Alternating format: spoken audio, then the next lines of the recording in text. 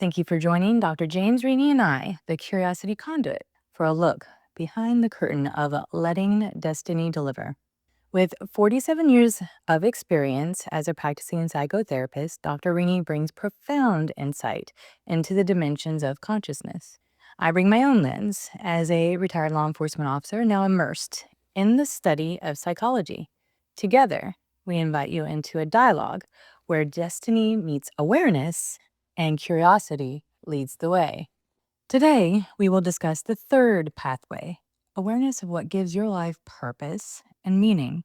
This conversation may lead to feelings of inspiration and curiosity, and it could also create some inner movement. That's all welcome. Life will reveal your destiny through all opportunities you keep yourself available for. So allow yourself to stay open and let's see what destiny delivers. So I'm going to actually just read the quote of the third pathway. It says, "The need to achieve an awareness of what gives your life purpose and meaning, and that can put pain and pleasure, life and death into context that allows you to integrate all experiences." So when you came up with this third pathway, what was your thought behind it? My thought behind it was, again, giving individuals the tools they need by which to lead a life that allows destiny to deliver.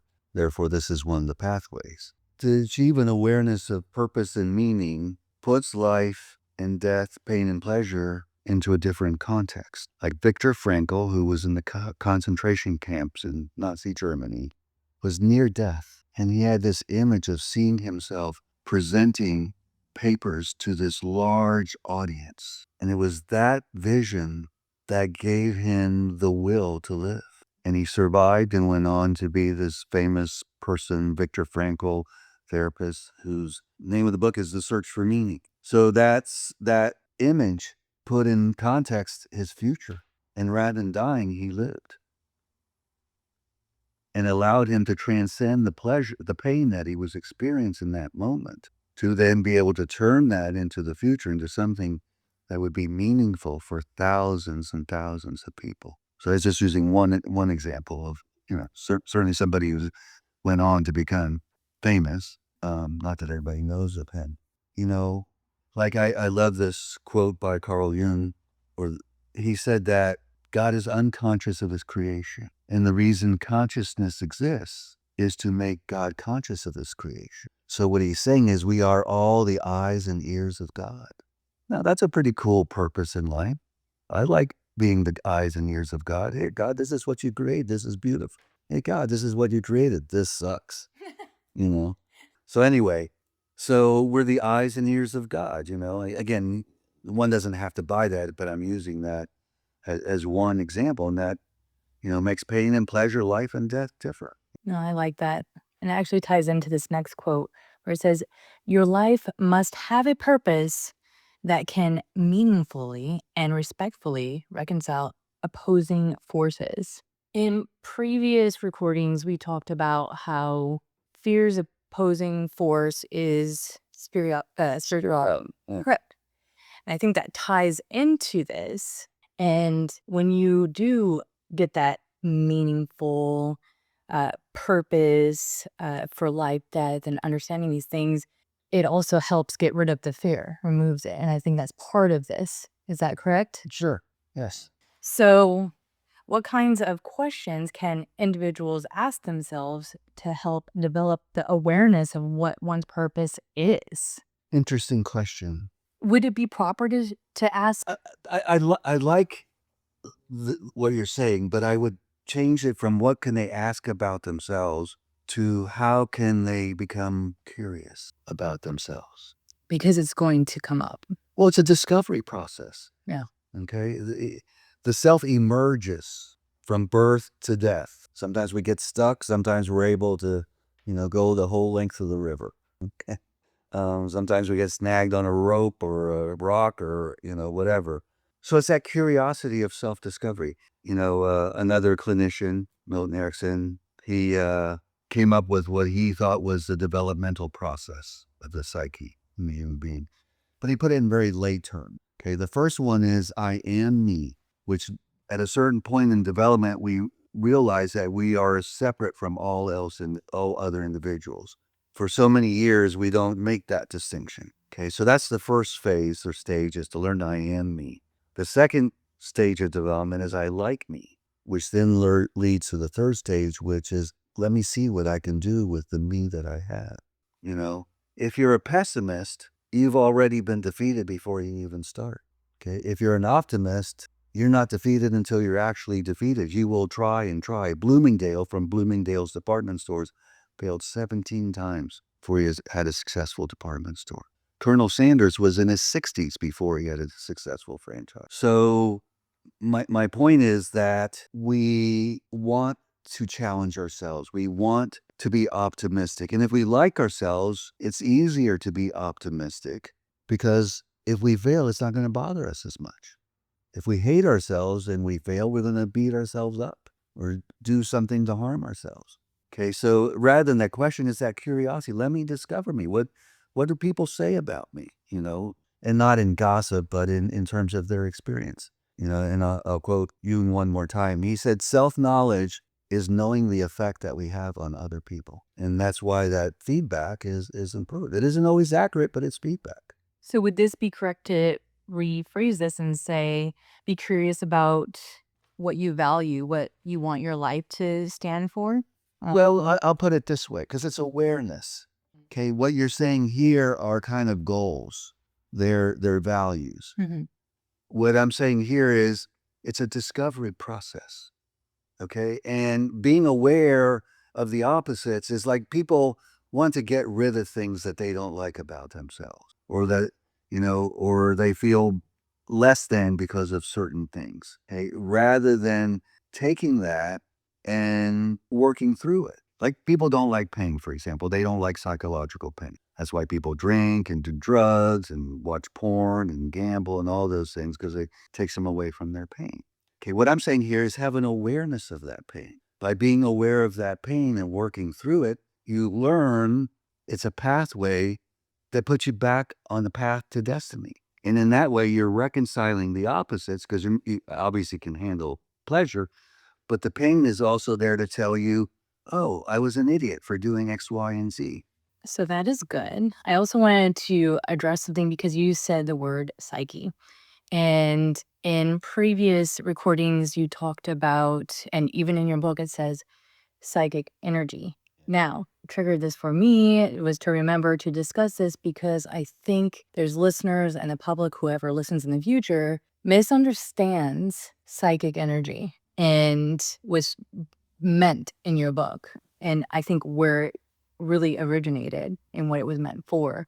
And I think it gets kind of pushed into this category of this like voodoo kind of commercialized. Yeah, like psychic. Yes. Yeah. And it's not that. It's just synonymous with mind. Mind is psyche.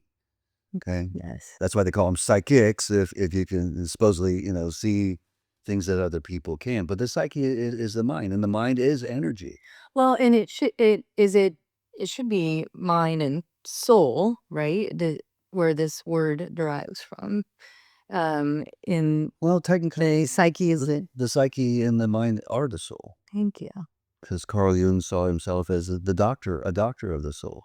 And it is, if you work with somebody's mind, you're a doctor of the soul. So when you're talking about, or when we read psychic energy, this is what is being meant by that. Yes. Okay, thank you so much. Okay, so again, awareness means not repressing, not disowning, not denying, but being aware and work through that awareness to learn what you need to learn from it. I mean, we're all wired for pain for a reason, and it's not to avoid it. No, that's And it makes you stronger. okay. So this next quote, I would like to have you read it with enthusiasm, though, because I'm feeling the energy today. Let's see it. Bring it. Since pain and pleasure and life and death are realities that must be reckoned with, you must have some sense of purpose that keep them from turning you into a negative, bitter, or selfish person. Very good. And so, what should we get from this? Well, again, the idea that having purpose and meaning puts things in a particular context. Women supposedly suffer through extreme pain to give birth to a child, But you have to go through that. I do know. Yes. I do know. In order to give birth, but I'm not a woman, so I don't know. But in my imagination of being a woman, because they have more than one child a lot of times, they must forget about the pain Yes. to a certain extent. Yes, You see? it is why there's more. That's my belief. Right. But you're going through that pain because you want a child. You're not going through that pain for the fun of it.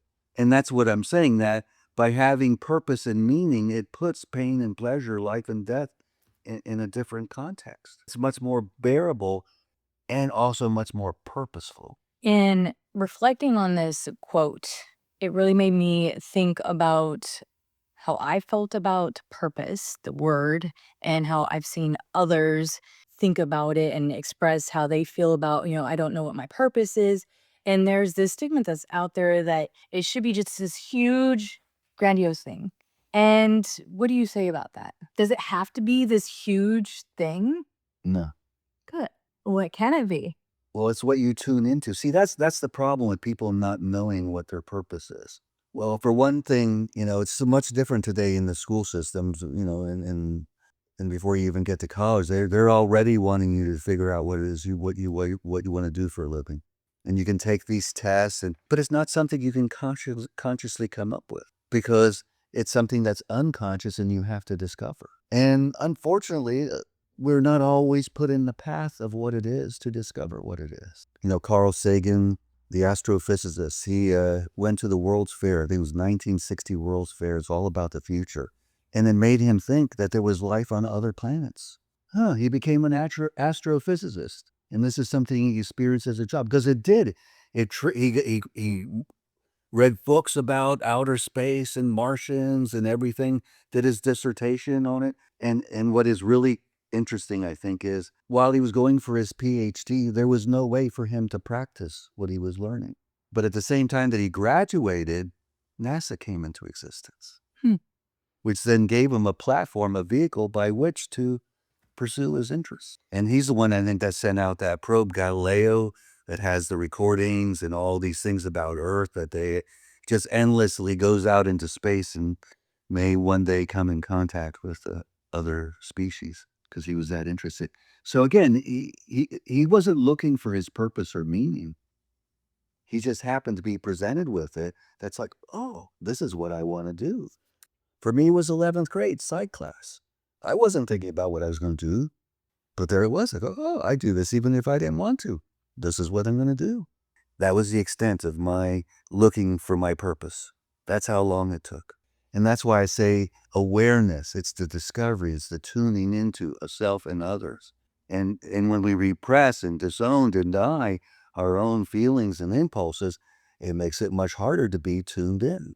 Well, I do think for listeners to be able to have that awareness as well in the process can feel and listen to their body, mind, as to what makes them happy.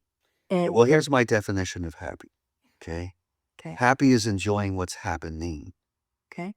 Because if you look at happy, Happy, and happening, Happening, it takes an event and turns it into the process. And then what about happiness? Happiness is the outcome of being able to enjoy what's happening. Well, and this is just awareness. Yes. This is the awareness. And it's the right awareness. And but pain is part of discovering happiness. You wouldn't know what happiness was if you didn't have pain. I see what I'm jumping ahead. So let me say one more thing, because you want people to learn from this and be able to apply that, because those are a lot of the questions that you ask, and that's great, because yes, that's what I want them to do. But let me say this. Yeah. That's the conscious way of going about it. And what I'm stating in the book and from the beginning, it can also be unconscious by being able to absorb this information and then becomes automatic. It's like you learn your letters and your numbers. You didn't continue to learn them for the rest of your life necessarily, but now you have a lifetime of being able to read, write, and do arithmetic. Okay, because you absorbed those learnings, it gave you the tools then to use those learnings in so many diverse ways for the rest of your life. So a lot of it is just taking this in, listening to it, studying it, or just listening takes it in. That was very good. Moving on to this next quote. Spiritual awareness develops out of a personal myth that helps us see our place in the grand design. Or, in other words, a personal myth that helps you interpret the events of your life as somehow connecting you to a higher purpose. Can you explain a personal myth again? Yes. And I'll use the one in the book. Michael Landon, Little House on the Prairie, Bonanza, Highway to Heaven. All shows really that were very positive in terms of people and, working together. When he was a young man, he went to a movie. He went to a Samson movie. And his father's name was Sam. And he goes, I'm Sam's son. So that makes me Samson. So he grew his hair long because Samson got his strength from his hair. Anyway, he was on the high school track team because he could throw the javelin a mile because he had long hair. But he wasn't allowed to have long hair, so he faked his head injury so he could wrap his hair in a wrapping. And he was so good at it that he won a scholarship to college. He told his fraternity brothers about this, and guess what? They cut off his hair. Guess what? He couldn't throw the javelin a mile anymore. Guess what? He got kicked out of school. Couldn't afford it anymore. That's how he got into acting. So that was his myth, that he was Samson. And he tried to have his hair long because that's where he got his strength. People have a myth. Their parent had cancer and they want to come up with a cure for cancer. And that's their myth. I can do that. I can come up with a cure for cancer. The Wright brothers in thinking man can fly, going against common convention and thought. Guess what? They discovered flight. So, what happens when somebody does not come up with their own myth, their own personal myth? What happens?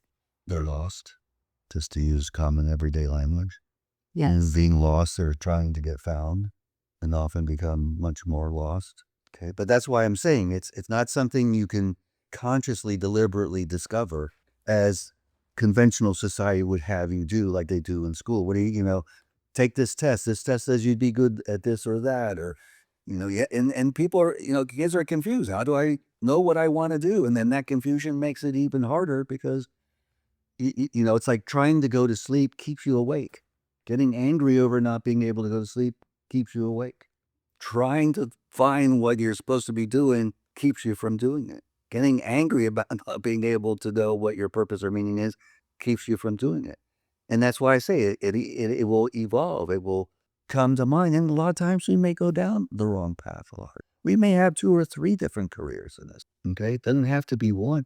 It is a preference. It is just, like a lot of people want to be artists. Oh, but you can't make a living at being artists. See, but then you have that problem. You want to do something, oh, you can't do that because you can't make any money at it. Same way with me. It's like, oh, that's a terrible profession. There are no jobs to be had, even if you have a PhD. So I could have taken what would have given my life, has given my life purpose and meaning, and wound up an engineer because that's what you were supposed to be. Trust me, I would not make a good engineer.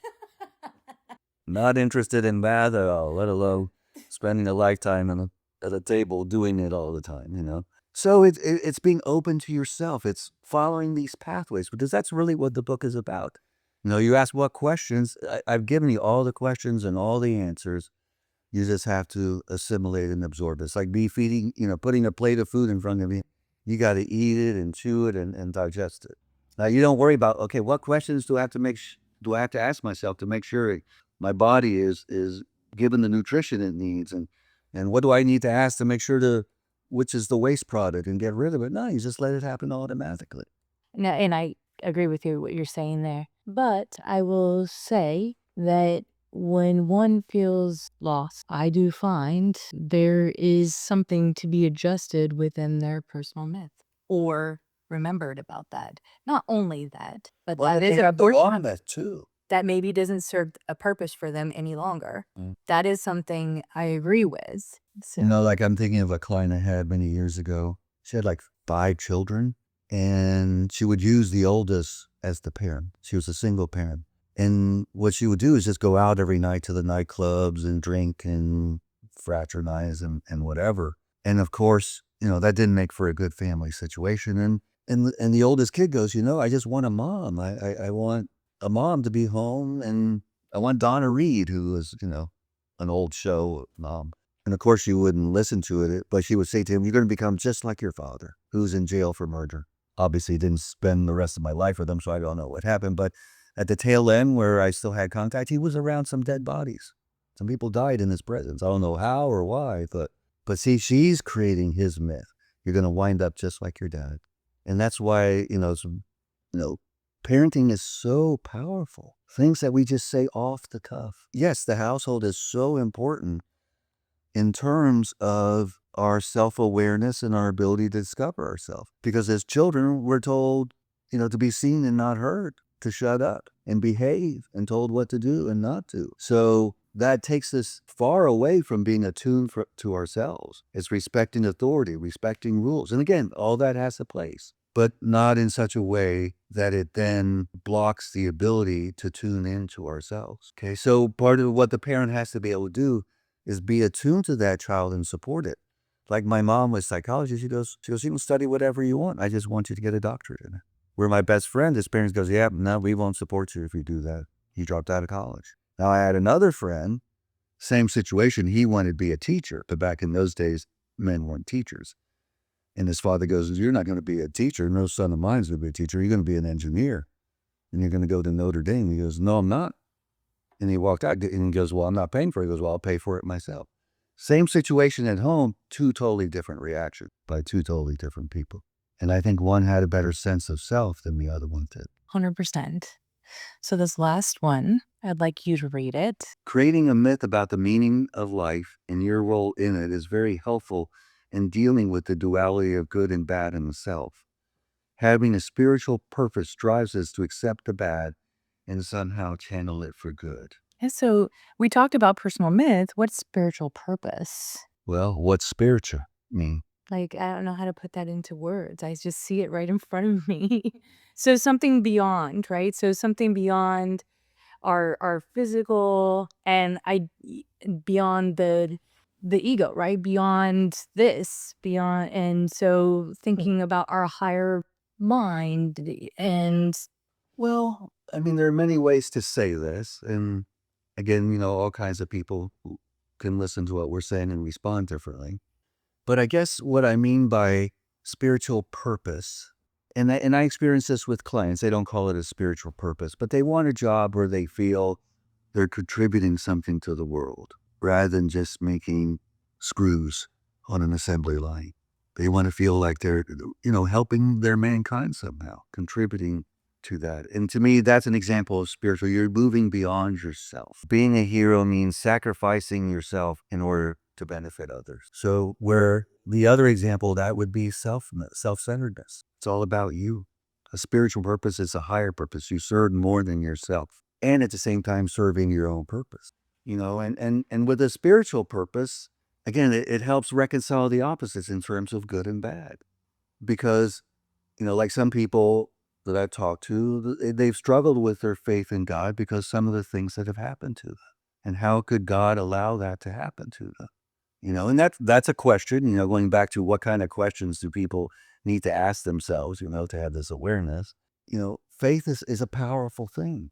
In like, for example, the placebo effect. It's only the belief that something is going to work and cure you that it cures I you. love it. It's my favorite thing ever. So it shows the power of the mind. And the thing about spiritual, it's beyond material, the material plane. Yeah, okay, that's Okay. yes. And because the mind is so powerful in terms of what it can do, if we limit ourselves to just the physical plane, we're limiting ourselves to an illusion. Because if you really break down that table, it's a bunch of molecules in motion bouncing off each other. We can't see it at a microscopic level. So again, being able to transcend the physical world to the spiritual through the myth. And the myths the mind make aren't arbitrary. They come from somewhere. No, that's good. I like that. Was there anything else that you wanted to add? No. Are you sure? Yes.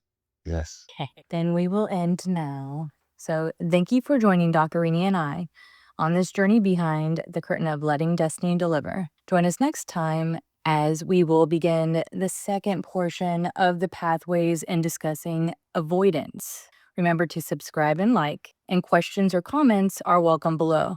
Now ask yourself, What part of your life might destiny be trying to speak through right now? Keep exploring, stay curious, and remember, destiny isn't something you chase, it's something you allow. Until next time, be well.